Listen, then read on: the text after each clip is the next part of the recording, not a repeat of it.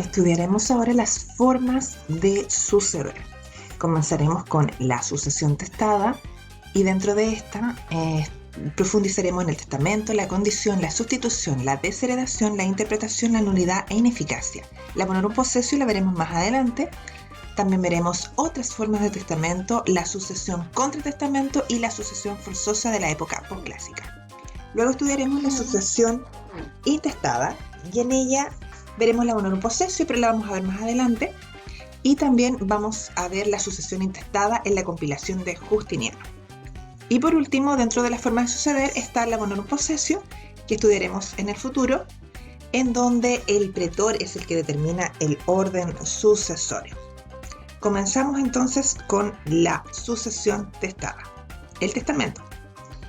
La herencia está regulada en una lex privata, que consiste en la designación de herederos en un testamento.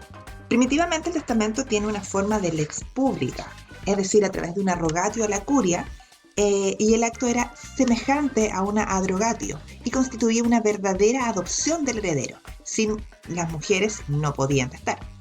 En la época clásica nace el testamento pes et heir librem. En este, como se llevaba a cabo una especie de emancipatio, se requería de testigos y el familiar emptor adquiría la administración del patrimonio y ejecutaba la voluntad del causante, semejante a una albacea.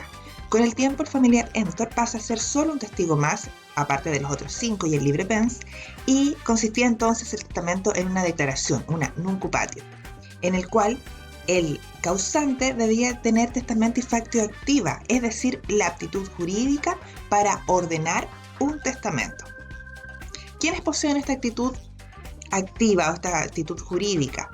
La posee el varón, puber, libre, ciudadano y sui juris, y también las mujeres, igual la misma condición anterior, pero que hayan cumplido 12 años con la autorización de su tutor. No la poseen los dementes, los pródigos, los sordos, los mudos y los intestables.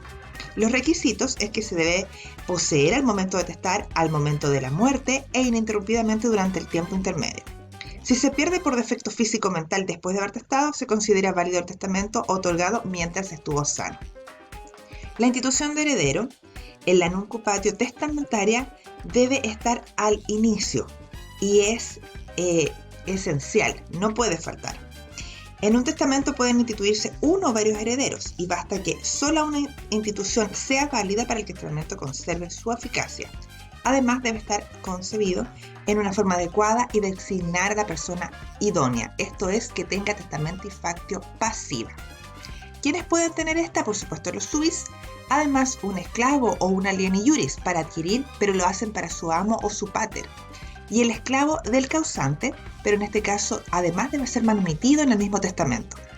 Los requisitos de este instituido heredero es que debe ser una persona cierta, es decir, un ser humano perfectamente individualizable y conocido por el testador.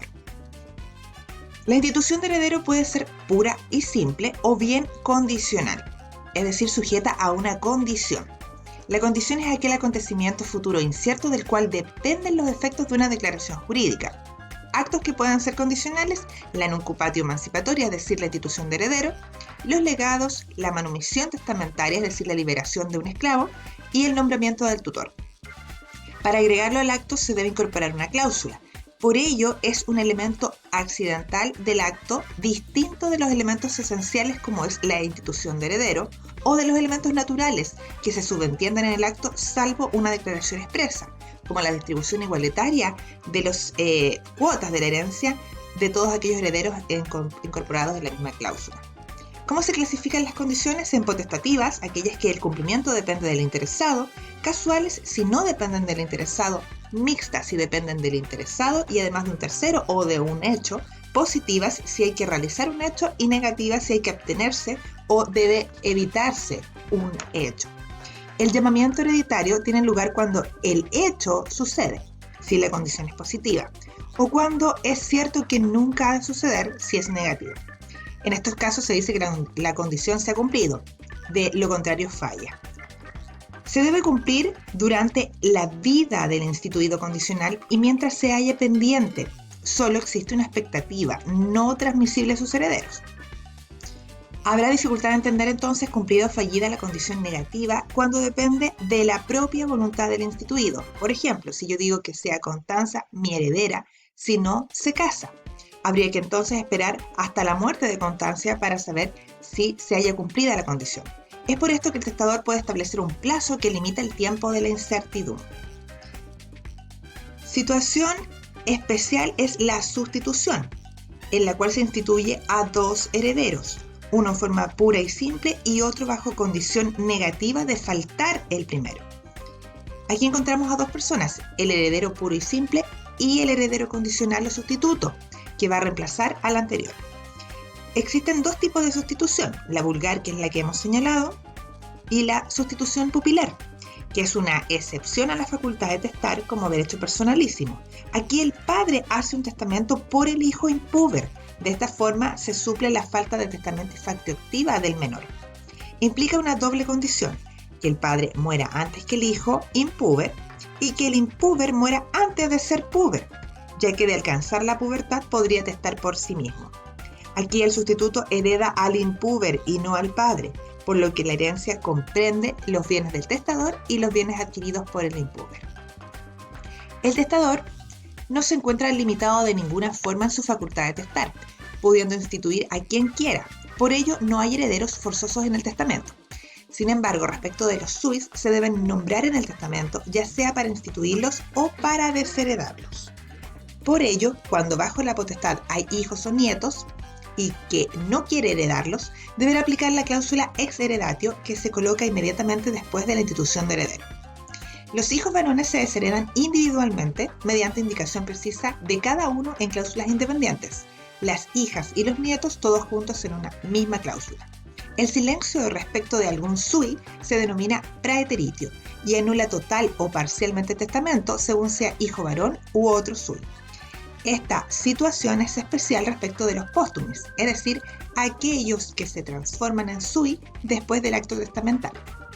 Serán póstumis el hijo nacido después del hecho del testamento, haya o no muerto el padre testador, el adoptado o adrogado, la mujer que se entra a la in manus, los nietos cuyos padres murió o fue emancipado después del testamento y antes de la muerte del testador, y la nuera in manu en el mismo caso.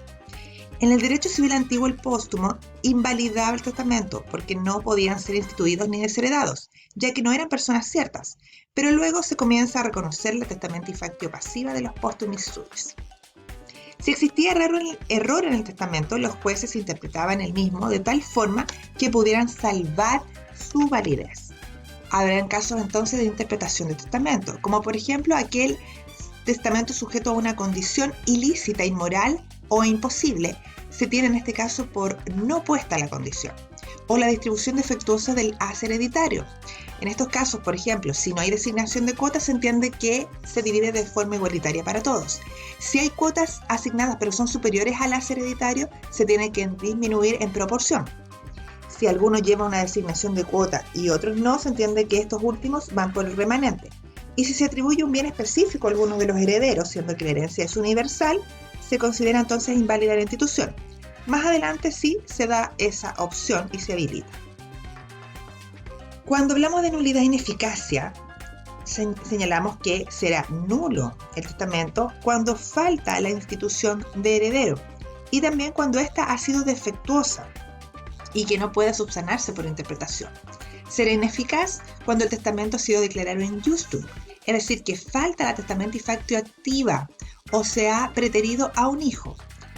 Si se pierde la testamentificatio activa después de testar, hay algunos casos en que podría subsistir el testamento. Si los instituidos mueren antes que el causante y pierden la testamentificatio pasiva o repudian la herencia, el testamento puede declararse desertum y se abre la sucesión intestada, pero basta que una sola institución sea válida para mantener el testamento. El heredero preterido, cuando rompe el testamento, se denomina ruptum y también es ineficaz en ese caso. Y la revocación del testador, que solo se hace a través de otro testamento.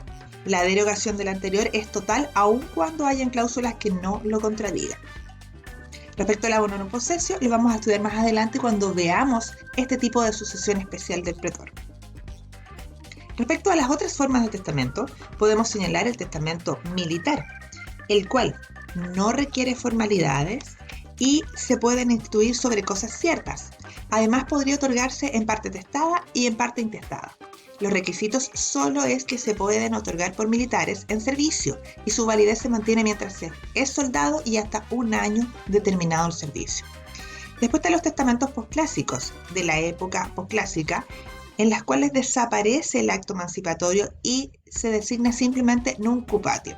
Está el testamento escrito o forma ordinaria de testar, y encontramos el hológrafo que se aplica en Occidente, aquel que es escrito por la propia mano del testador y que no requiere de testigos.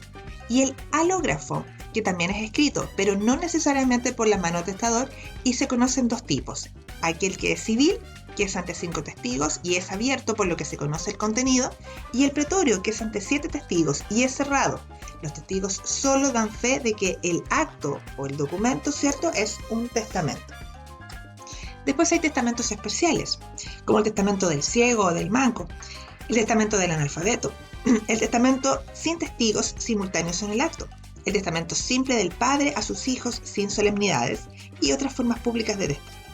En el siglo II el testamento deja de exigir la institución de heredero y se confunde con otros actos donatorios.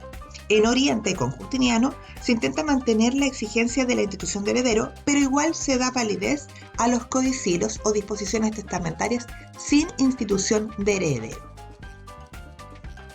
La facultad del testador de disponer libremente de su patrimonio hacía difícil que ante un testamento bien constituido se aplicara la sucesión intestada, pero desde la República en adelante se comenzó a desarrollar la posibilidad de reconocer solo validez parcial al testamento. Estos son los casos de sucesión contra testamento. El primer caso es el praeterito, o el preterido, que es silenciar a un sui. Si es un hijo varón, el testamento es ignostum y no habrá sucesión contra testamento, sino una sucesión sin testamento. Si es otra persona sui, el testamento será parcialmente válido y se reforma solamente en aquella parte en que se silenció al sui. Otro caso es la bonum possessio contra taulas.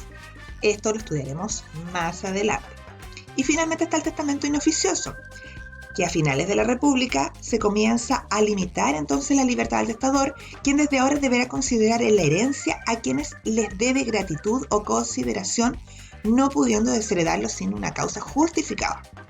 En estos casos, los interesados tendrán la querella in officiosi testamenti, que es un procedimiento para reclamar por testamentos contrarios a los deberes de consideración o gratitud de ciertos familiares.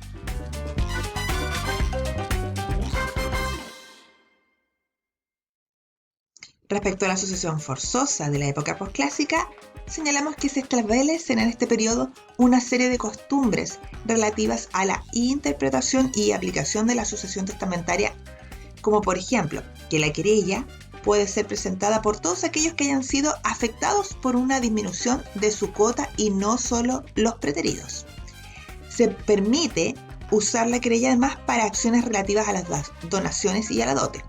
La querella ya no busca la anulación del testamento, sino la reducción de las donaciones y las disposiciones post-mortem, que le permita completar la cuota faltante.